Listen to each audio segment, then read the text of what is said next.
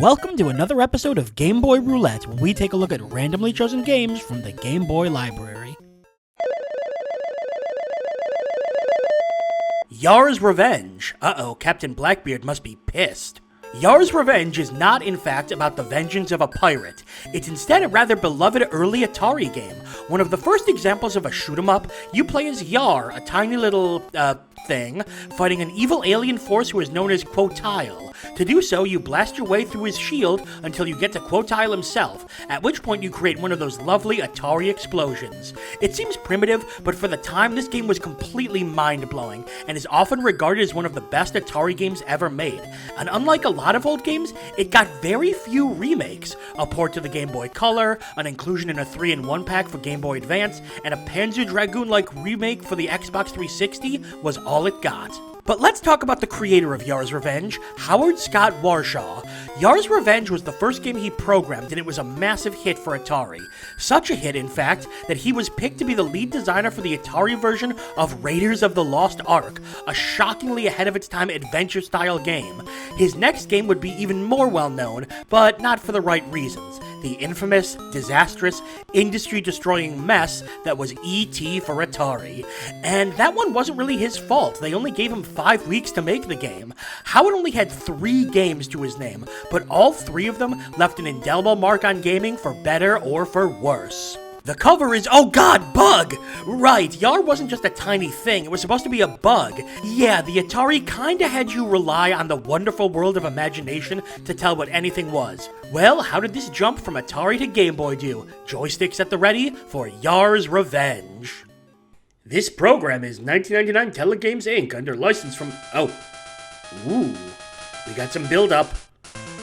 Yars' Revenge! Haha, look at that bug. It's so close to being well-detailed. This is very inspirational music for Yars' Revenge. Let's do this. Yars' Revenge, the Quotile Ultimatum. Oh, okay. I don't have a code or anything. I guess we're just doing level 1. Let's do this. Oh my god. The first attack wave is upon us. Prepare yourself. Oh god, they gave Yars' Revenge a story. Let's do this. Yep, it's Yars' Revenge. Here I am. I don't like how detailed I am. Oh god. Okay.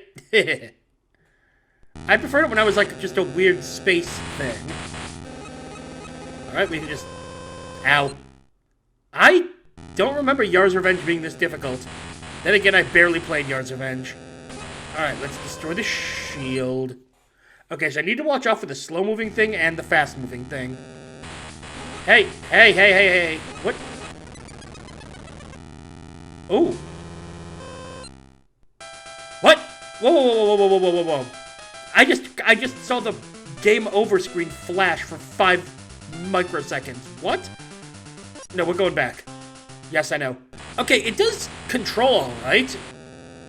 It controls like exactly how you would expect the Atari game to. Oh my god. Have they cranked the difficulty up? I think they've cranked the difficulty up significantly. And watch out, damn it.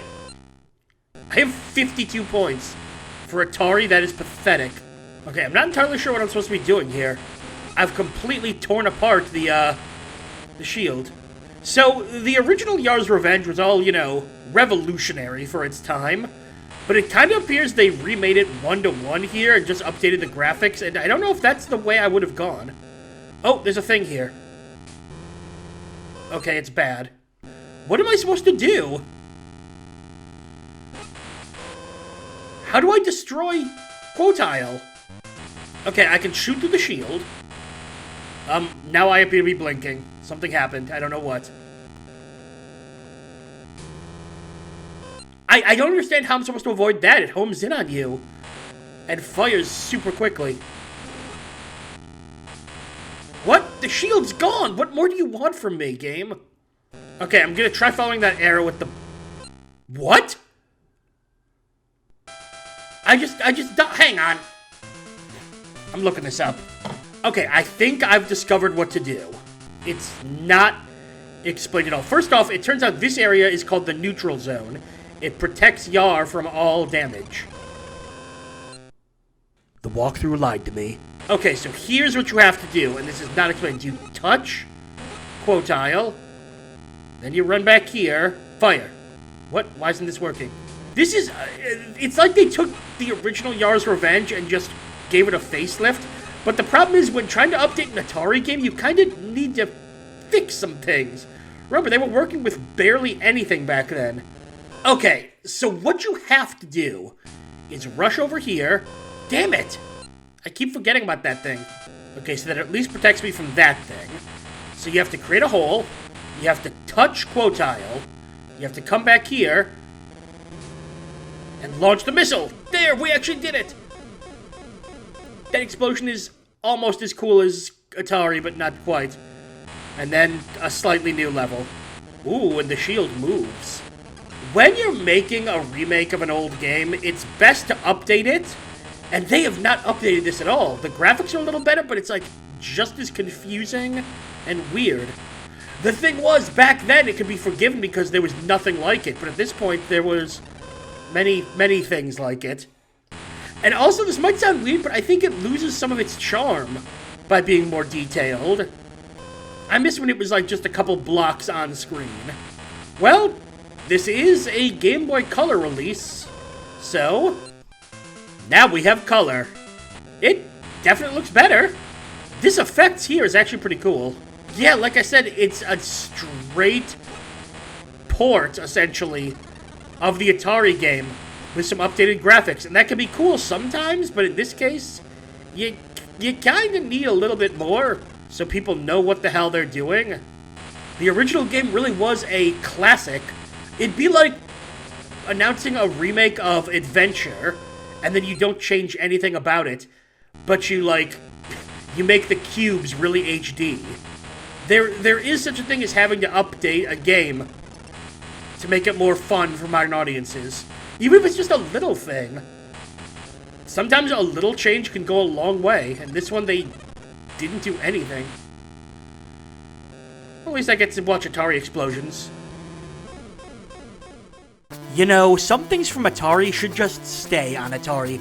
As I stated earlier, Yars Revenge is not only one of the best reviewed games on the Atari, but also one of the best-selling games for the Atari. Updating it for modern systems was certainly a nice idea, but the problem is, typically you want to actually update the game. The gameplay was virtually unchanged, and that's unfortunately not a good thing. Yars Revenge pushed gameplay as far as it could for the Atari, but when you have a much more powerful system in the Game Boy, and yet it's still playing like it did on the Atari, it just highlights how much gameplay has evolved over the years. But there are plenty of old arcade games that have aged very well, so what is it about Yars Revenge that hurts it? Well, I think it has to do with simplicity, or rather a lack thereof. Yars Revenge has a surprising amount going on, avoiding different attacks, breaking down shields, using invulnerability at the right time, powering yourself up and dodging your own bomb when you use it. It really was one of the most in-depth games for Atari. The problem is when you try to update that for later consoles, but don't bother to update the gameplay, it turns from something groundbreaking and innovative into something obtuse. Not necessarily bad, just something that certainly loses a lot of its charm and wonder from its initial release. Yars Revenge was an awesome game for Atari, but that's the key. For Atari. When you bring it to Game Boy and don't bother to update it, it highlights the flaws of the game. Still a famous and important game and even kind of fun, but one that admittedly hasn't aged as well as others. And honestly, I don't really like the updated graphics for Yar either. Ugh, giant bugs. And that's all for another episode of Game Boy Roulette. Make sure to like the video and subscribe to follow the series as we continue to dig through the Game Boy vault. I'm Brian J, and I'll see you next time.